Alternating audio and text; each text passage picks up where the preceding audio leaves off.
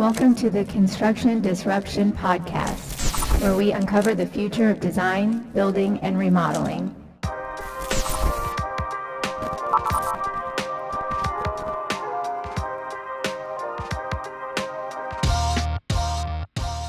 I'm Todd Miller of Isaiah Industries, manufacturer of specialty metal roofing and other building materials. Welcome to another episode of Construction Disruption. So I'm going to tell you a quick story to start out with. Little Johnny was in Sunday school class, and his teacher in Sunday school was telling them about the story of creation. And of course, included in that was telling about the story of how Eve was created from one of Adam's ribs. And Johnny just sat there listening to it real intently. So later in the week, Johnny's at home, and his mom finds him. He's laying on his bed, and he's kind of moaning, and he's grabbing his side. And she asks, Johnny, what's wrong? Don't you feel well? And he says, oh, Mom, I think I'm having a wife. Okay, well, let's go ahead and get started with our show. So today I'm excited. We do have a repeat guest today. It's hard to believe, but we're coming up on nearly 4 years since the first time that this gentleman joined us here on Construction Disruption. Derek Hodgin is our guest today. Derek is a professional engineer based in South Carolina, and he currently is the owner and founder of Positive Friction Consulting. Over his career, Derek has worked a lot with forensic engineering, failure analysis, facility condition inspections. He's frequently served and worked as an expert witness on various types of construction failures, and he's been a frequent presenter to the AEC industry.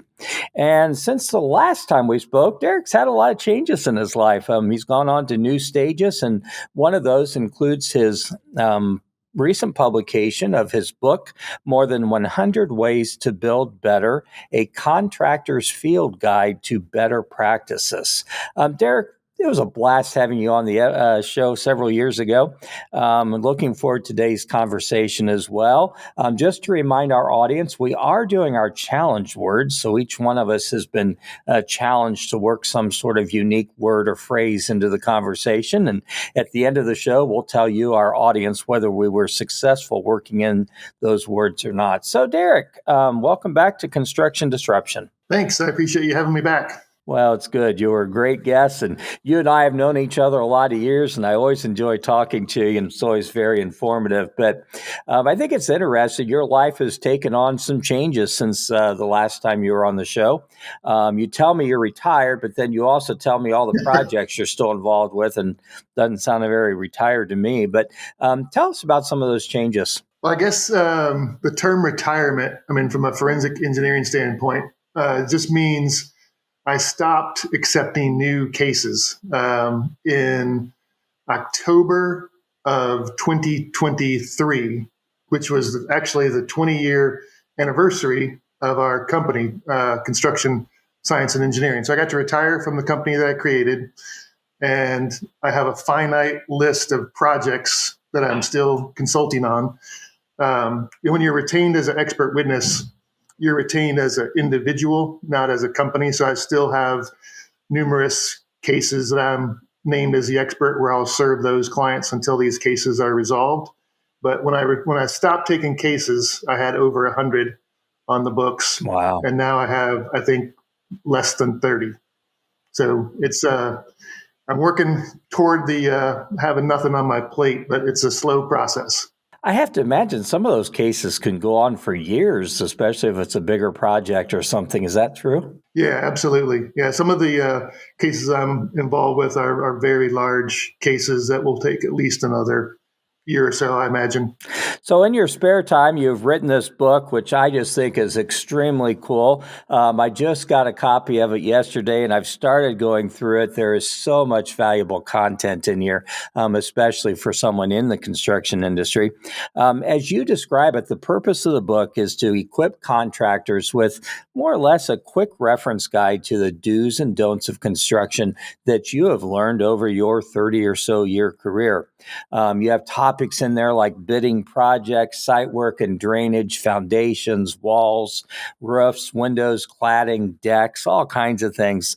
I think you've really created something special here that brings together years of field experience And to me, it's valuable both to new members, just invaluable to new members to our industry.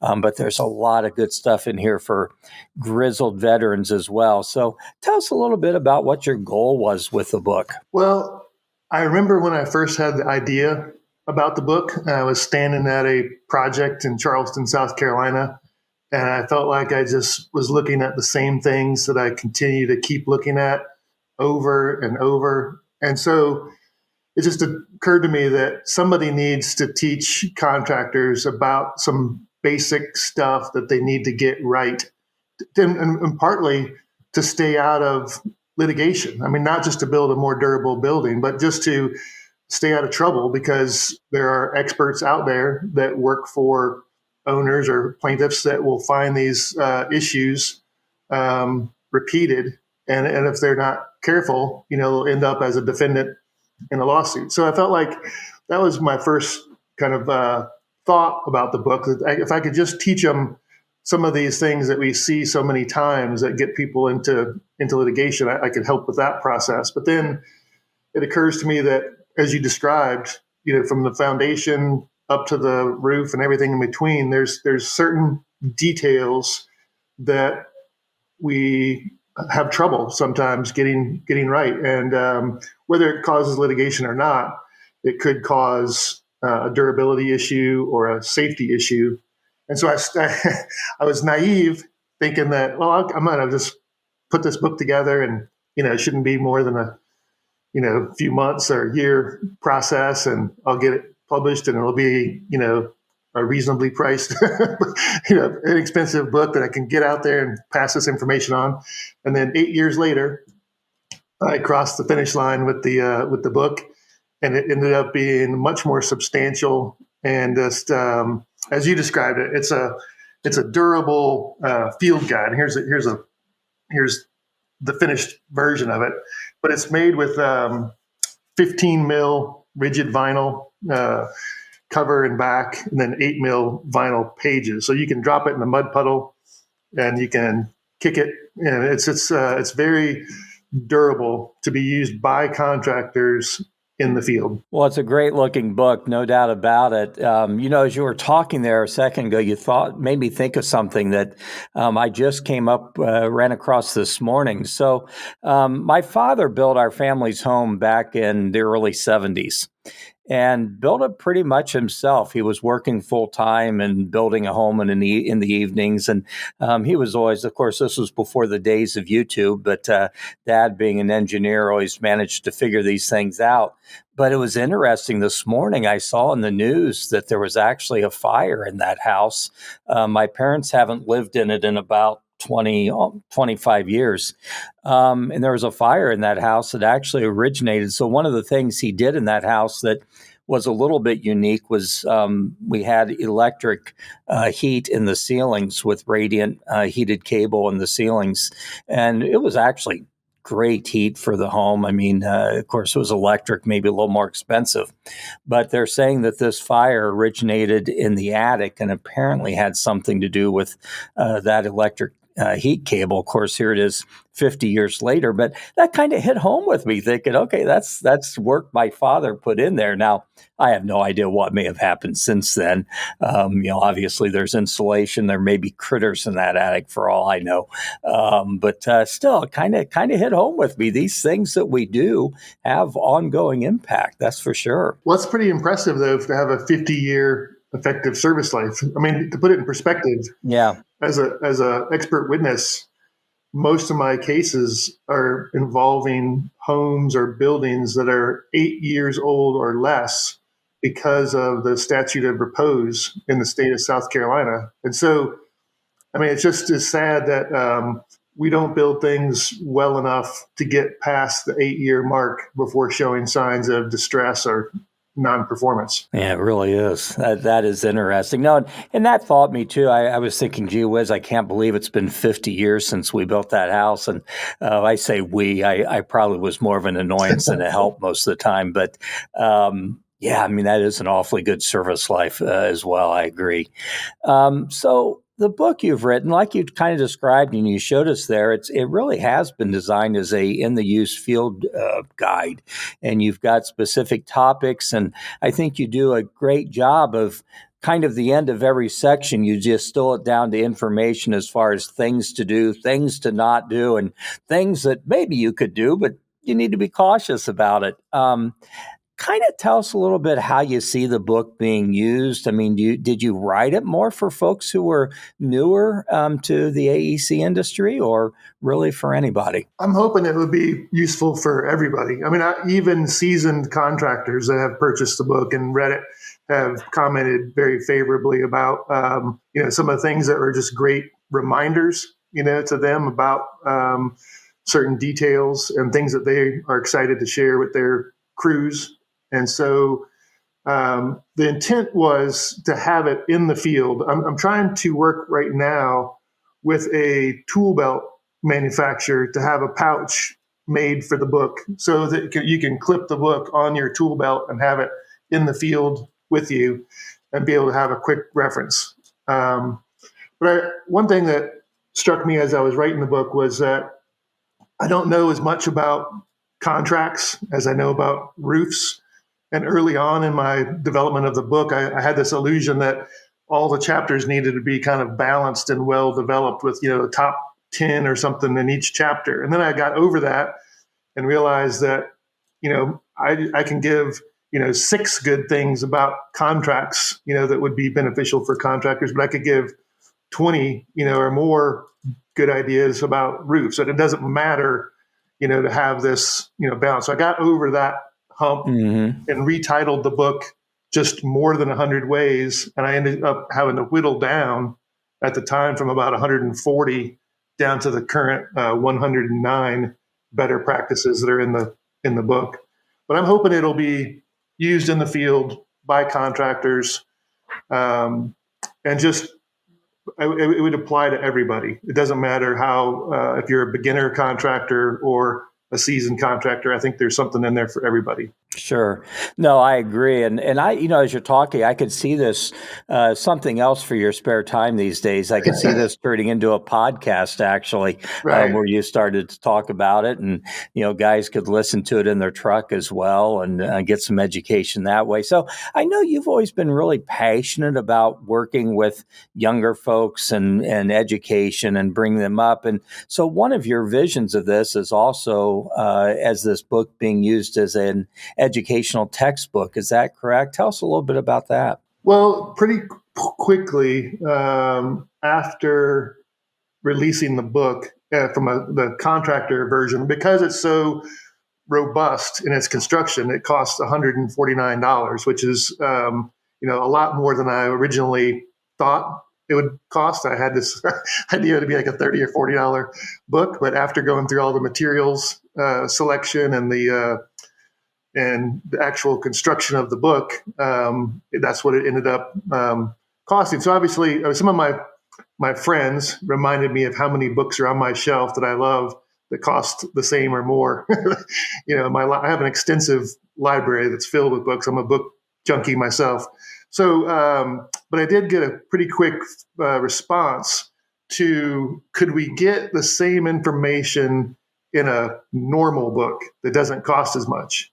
And so right now, the publisher is putting together the textbook version, which is a larger format. So it would be a little bit easier to read. It's not as compact as this field guide, but it's not going to be something you can drop in a mud puddle. You're going to have to keep it on your desk inside, but it'll be $65 instead of the $149. And I think consultants, manufacturers, attorneys, architects, and students, I hope, would be able to have the access to the same information for a much lower cost. So I feel like universities that have architecture, engineering, or construction science programs may be a great place to pitch the book and see about getting in some of those programs. I think the earlier we can get those that are going to enter the construction field, soon,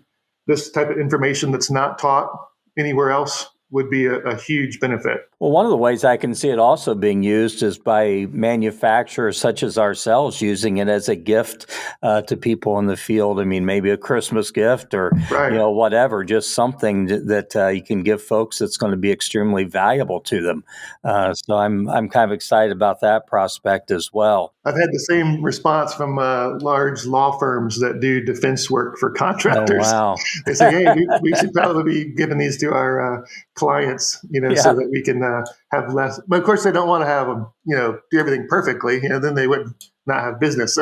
I can see both sides of that, sure, Yeah, but it could be a little proactive for some folks, no doubt about it. yeah. So you were telling me a little bit, and I realized, you've designed it really robust and the waterproof pages and everything. You were telling me earlier about drop kicking it and some of the versions, things you were trying to make sure you got this as robust as it could be. And I'm guessing that is something most authors don't do. Right.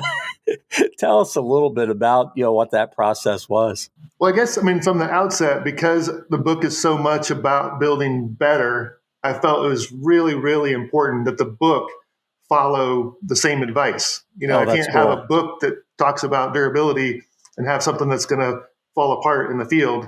And if it's going to be in the field on a contractor, site, it better be, I won't say indestructible, but it better be tough.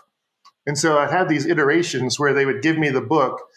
And my thought early, and I'll try not to get in the weeds too much, but I thought early on coated metal, like a wire binding, would be the most robust binding. But if I kicked it enough and dropped it enough, I could get the pages to become disengaged from the binding. And Okay. so the metal will deform and not hold its shape. And what I like about it is that with the plastic binding, you can open the pages and fold it completely, in half or all the way around to get on the pages that you want. And it doesn't deform like the metal. Now, unfortunately, plastic has a problem when it's exposed to UV with what we call plasticizer migration. And over time, if it's exposed to the sun, it could lose plasticizer and become brittle. And so I think that's a benefit of the pouch that would be made by the tool belt manufacturer. If a contractor throws this book on his dash and it gets baked in the sun, and then he Sure. drops it on the concrete, you could have a crack or a failure of the binding. So I got to have a manufacturer warning about the UV protection. So, but anyway, that's the idea with it being tough. We did a lot of research on different materials. We got the best plastic that we could have, for an exterior environment. But it's like everything else, it'll have a certain effective service life. Hopefully, it's the longest possible if it's taken care of.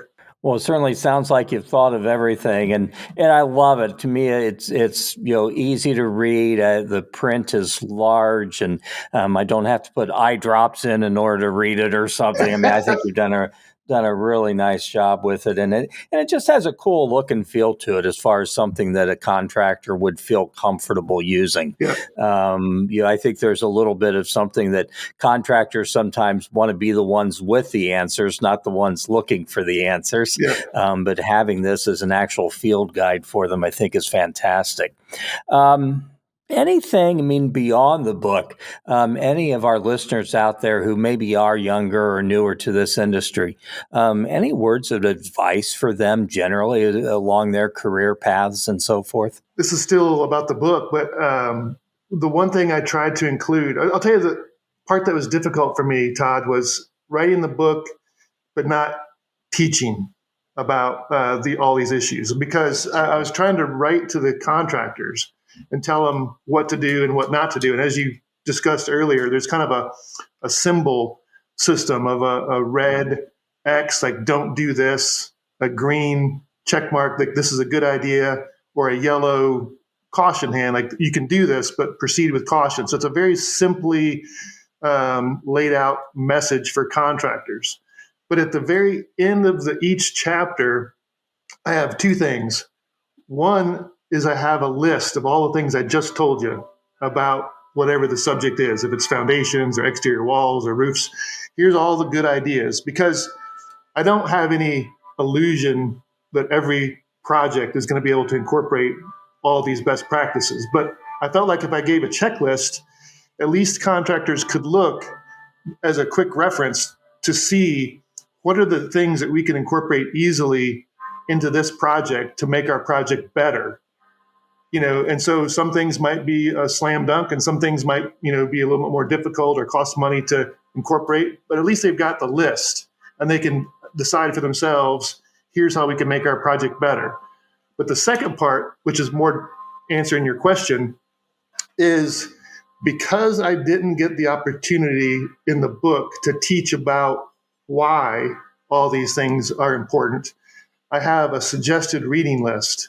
And so every chapter has books from my library shelf or articles that I've written or articles that I've read from other people that I think are relevant to each of these subjects. So from a younger person standpoint, when you read this book, it's going to be loaded with all kinds of references to, if you want to learn more about this subject, which to me is just the most important part about our industry, is learning and knowing about what you're actually doing in the field. This is a resource that you can look to learn more.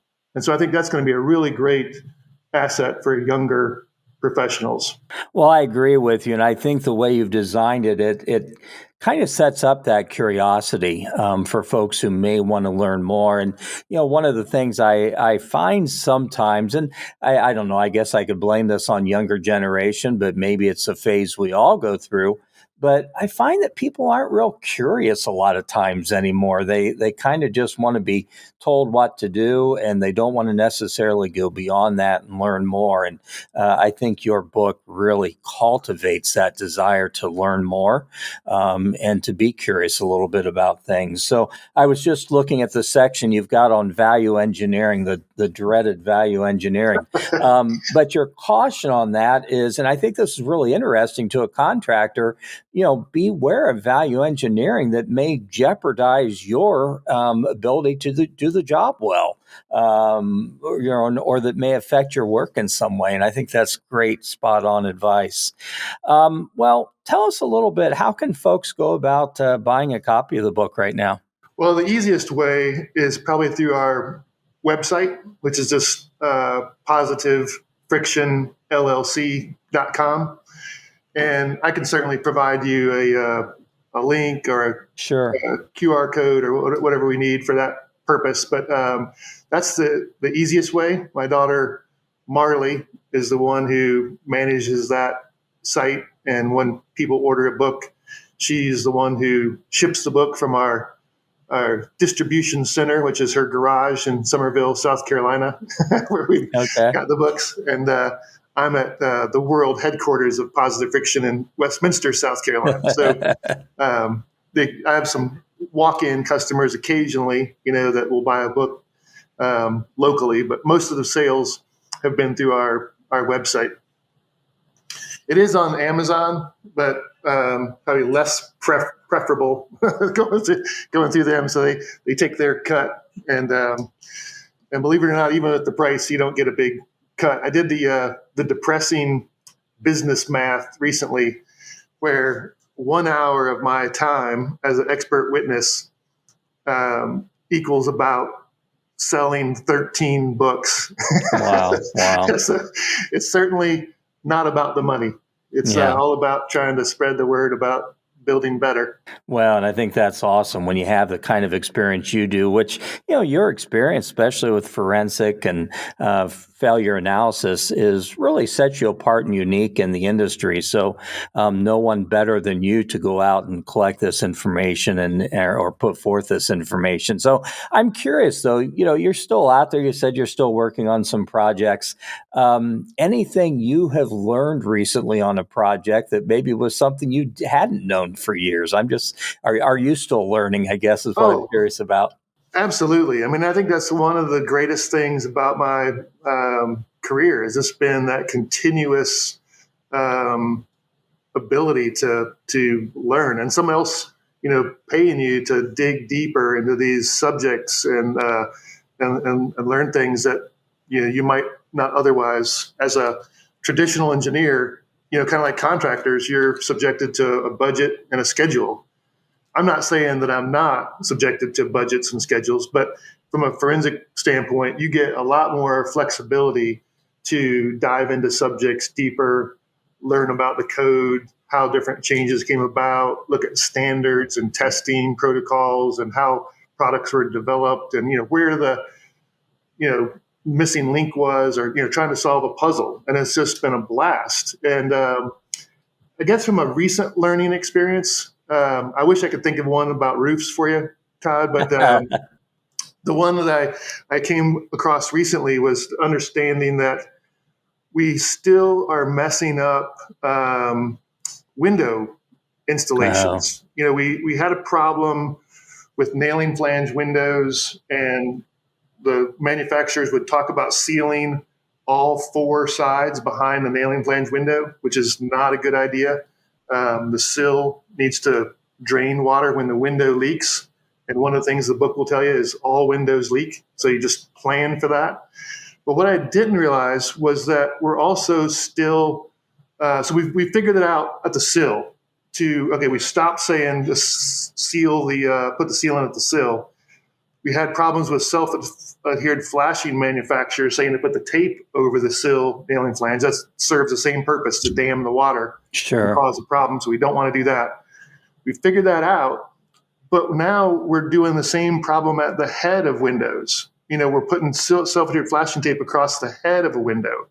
And so if you're at a single-family residential home with a roof overhang, you're probably okay with that detail.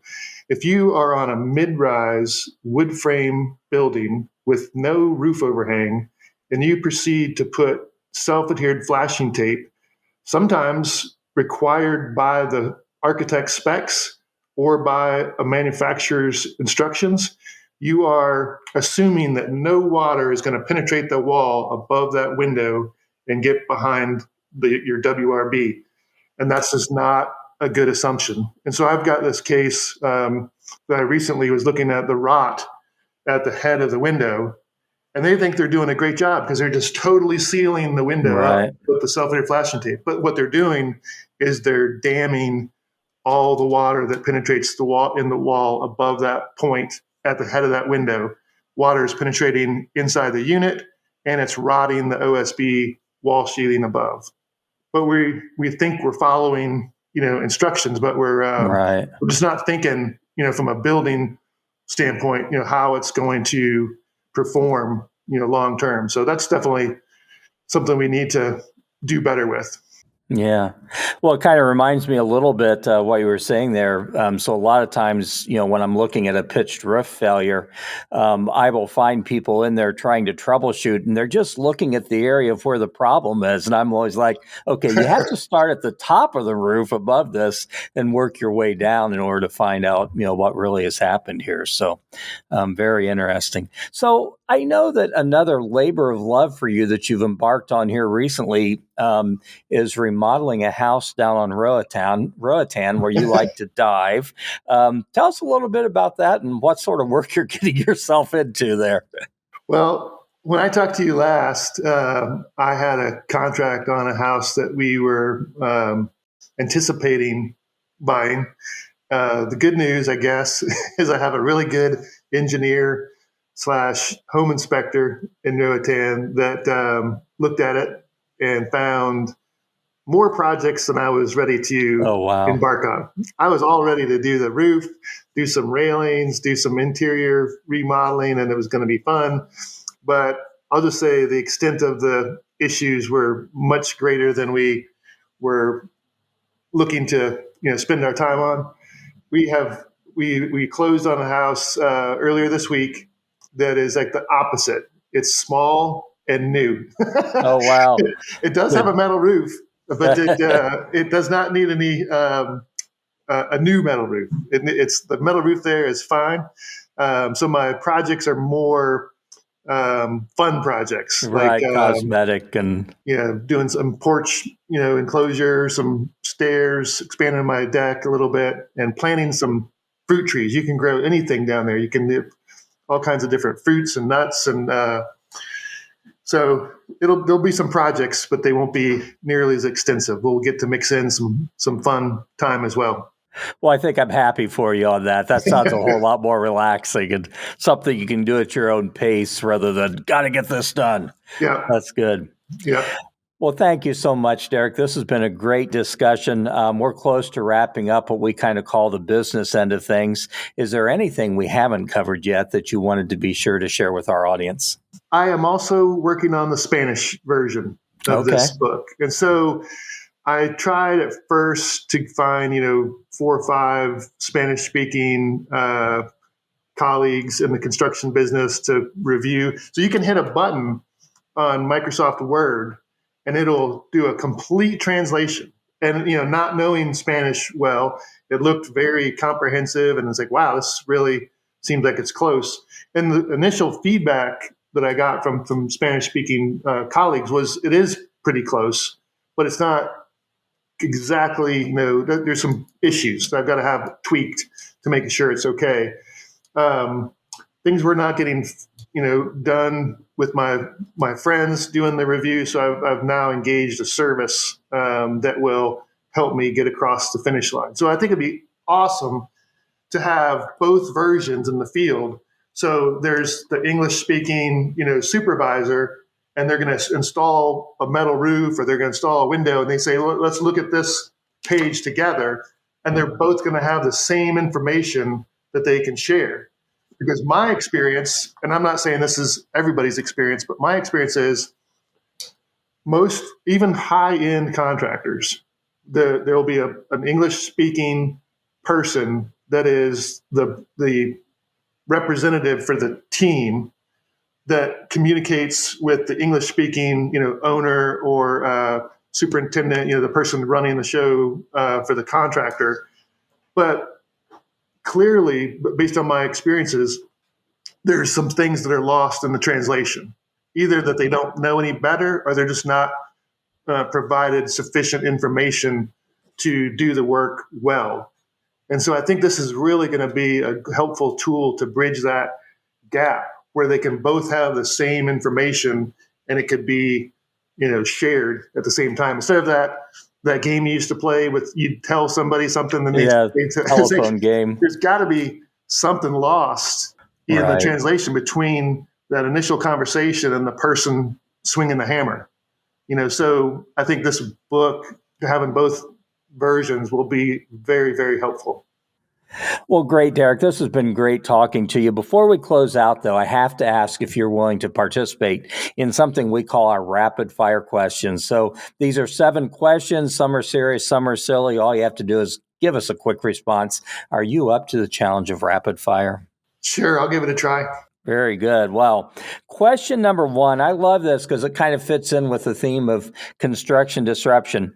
What is a product or service you have purchased recently that was sort of a game changer for you, sort of like a, where has this been all my life moment? It would have to be some technology product, but I'm trying to think. I don't know if there's a recent one.